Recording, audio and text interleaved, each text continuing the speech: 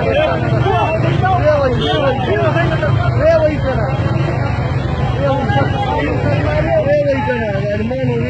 يوم بقى